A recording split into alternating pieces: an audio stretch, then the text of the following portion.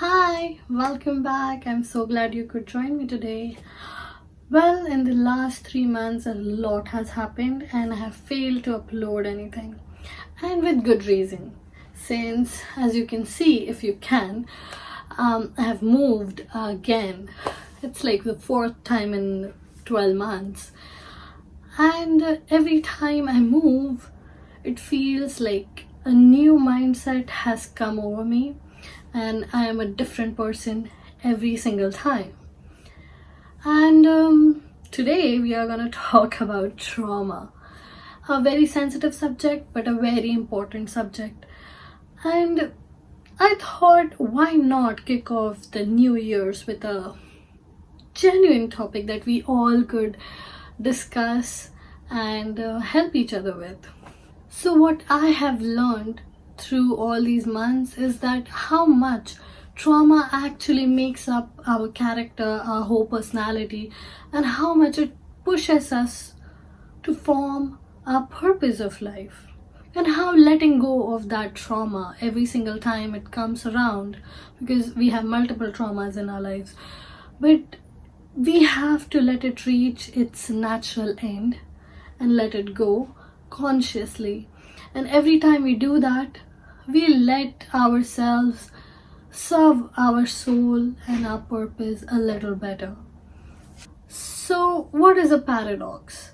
A paradox is where holding on to two opposite ideas, two opposite concepts at the same time, when two opposites cannot exist without each other. For example, there is grandfather paradox, which states that if you go back in time and kill your grandfather even before your parent is born, so according to this theory, you wouldn't even exist in real time to go back in time or to perform the act of killing someone. So what does that mean? Does this mean that time travel does not exist at all? Or does it suggest that actions performed in one timeline has the potential to influence the actions happening or the events happening in another timeline? The questions and answers are infinite. And it is really difficult for us in this mindset that we are in, the limitations that human beings currently hold in their minds and in their brains, to contemplate how to solve this problem. Now think about the flat earthers, the people who believe that earth is flat. Doesn't it rise up a bile of frustration inside of us? Doesn't it anger you to hear such an absurd idea? Or is it because we have been conditioned to believe that earth is round? That anything contrary to what we have been conditioned to believe and perceive our life with has been wrong all along, and it frustrates us? Or is it the thought that every invention that has ever been invented in this world that we currently use to contact each other, to do any sort of stuff, depends on the core principle that earth is round? And still there exists people who believe in the idea that earth is flat. Well, it's all in the perspective. Every person is shaped, their mindsets and their belief systems, the way they react to stuff and the environments around them, the way they cultivate a thought process, all depends on the experiences they have had. There are facts in this world, but facts are only relevant when humans are involved with it, to observe them. And every human being gets shaped into a person, a character, based on what kind of experiences they have had and how they have reacted to it, and what kind of thought process have been generated out of all these experiences. Therefore, it means that what we are the experiences we have had, no matter how young or how old we are.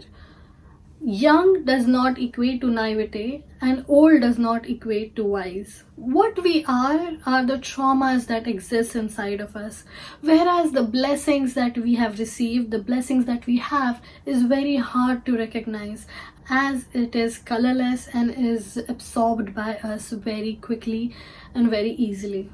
Now look at this object that is red. This object has absorbed every color in the visual spectrum except the color red. This object was incapable of absorbing the color red, and that's why it is reflecting it. At its core, this object is not red.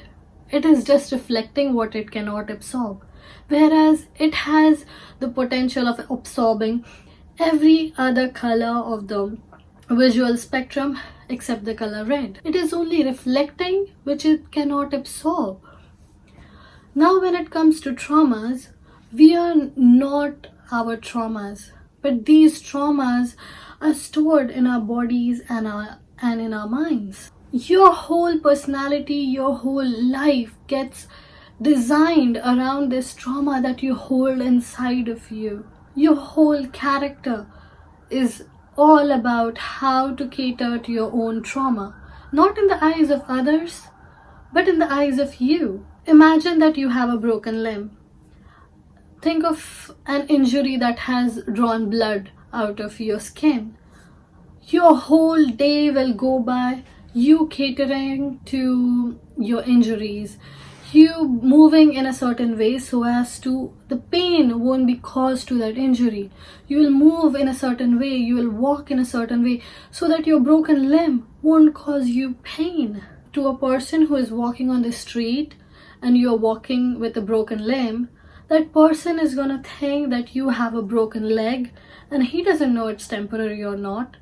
But that is your personality. They are gonna think this is how you walk. Now think of this as mental trauma that you have experienced and which gets stored in your body and your mind for years and years and years. Everything, every act that you perform, every way you react, all the thought processes that you have, everything that you do is to cater to that trauma so that it won't rile up inside of you and cause you pain.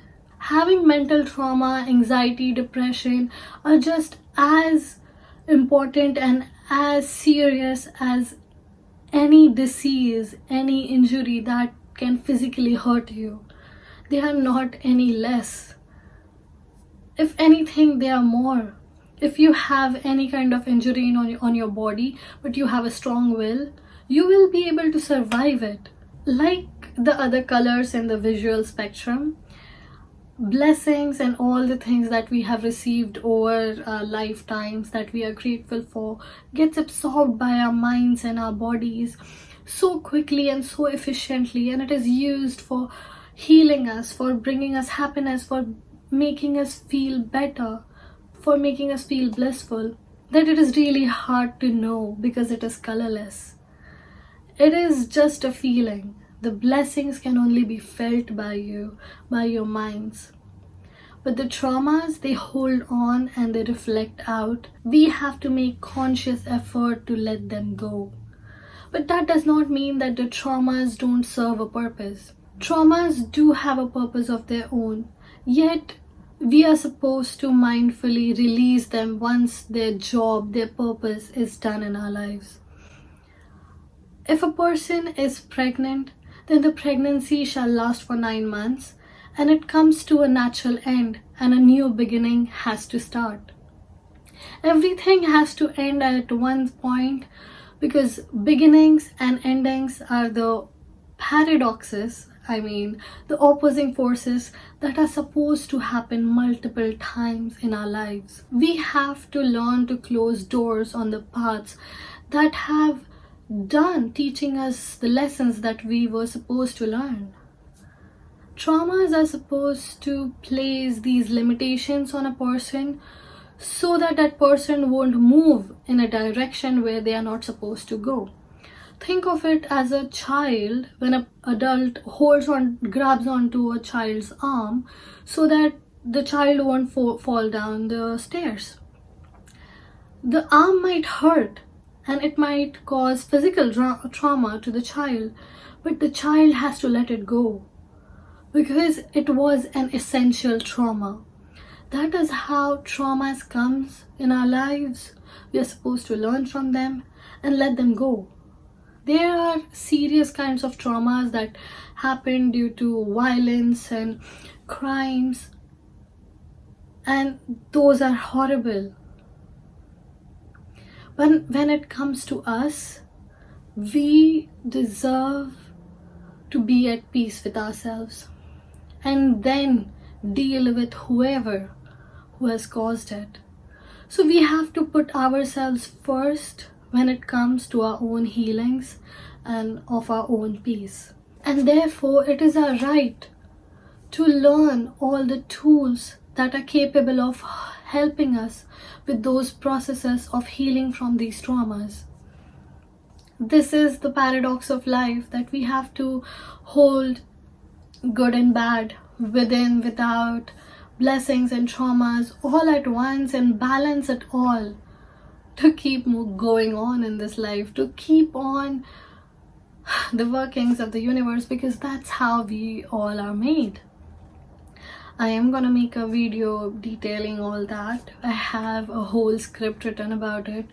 I just am not ready yet, but soon, I hope, because it is a very interesting topic. So if you wish to heal your injury, your arm or anything, you would definitely go to a doctor, a healer, so that they can look at it and tell you what the solutions are. They might give you medications, or they might suggest some activities that might help you get better. They might operate on you. They might make you put your limb in a your dislocated limb in a certain way so that it can be fixed. But ultimately, those discomforts are gonna help you heal in the process. This is where, when it comes to mental trauma, I would suggest Yin Yoga. There are 1,000,001 solutions given by Ayurveda, medical science, and ancient healing practices. But what has worked for me to heal from the childhood trauma, the normal childhood trauma everybody goes through, was Yin Yoga. And I prefer to talk about stuff that I have experienced instead of talking about what I haven't. So, as far as I know, Yin Yoga has worked for me very well. So, Yin Yoga is when you hold an asana, a pose, for more than 5 minutes at a time. Your eyes shall be closed and you are just in that moment. When I started practicing Yin Yoga, it was like when you clean your nose, when you go to washroom, or when suddenly your migraine disappears, when suddenly the fog is just not there on your mind and you can see everything clearly. It felt like that something was being released out of me, and it was an incredible feeling of letting go of something that does not belong in our body. When we are in an asana, there is supposed to be a resistance by our muscles because we are doing something that is not familiar to it. We are in a position that does not seem familiar to our body or ordinary. But when you breathe into it, literally breathing is solution to most things in life. When you breathe into it, what they suggest, the yogis suggest, is to breathe through it. Breathing is the most involuntary and ordinary thing, but we barely or ever honor the act of breathing. But the only solution is to intentionally breathe into that posture, to breathe into that muscle that is feeling the discomfort, and eventually in a little bit your muscles give in and you move even further and deeper into that pose. And when your body is in discomfort and you are just going through the process of experiencing it, when the muscles give in, so does your mind. It's like it has created a pocket inside of you and it finally gets released. It happened to me that I have been wanting to make a huge move in my life, but I don't know, something was always stopping me. I thought it was procrastination, but it always felt like there was something else, like something was telling me that I wasn't worthy of it or I won't be able to do it. And something just kept on stopping me. And during that time when I was in a pose, asana, and I stopped thinking, that my mind just went away and I was just focusing on breathing and finding peace inside of me, that pocket of trauma finally gave in, and the memory came out of why something was stopping me, that what was binding me, that it was something, a special, a different kind of conditioning that had been placed on me when I was a little child. And it happens to all of us. Someone tells us a story and we believe it for the rest of our lives, and we never even understand that they have caused us a trauma. And that is what happened with me. So when that finally got released and I understood what was stopping me, there was only one thing to do: to work on it. You might not be able to heal from that trauma in one day, but at least you know where the problem exists, that where the injury actually is, so that you can start your healing practices on it. We experience multiple of these traumas since the day we are born. We are all the conditioning that have been placed on us. When we go to one place and they don't have the same rules as we had in our homes, and it just seems like something out of the ordinary, because everywhere we go, something ties us in a knot to behave in a certain way. And when we grow up, we have to consciously remove those bounds, those rules, in order for us to move in the directions that we do want to move in. Our purpose is for us to understand, for us to serve. And when it comes to the traumas and the rules and the conditioning that have been placed on us, that has homes inside of us, we have to consciously go in and weed them out.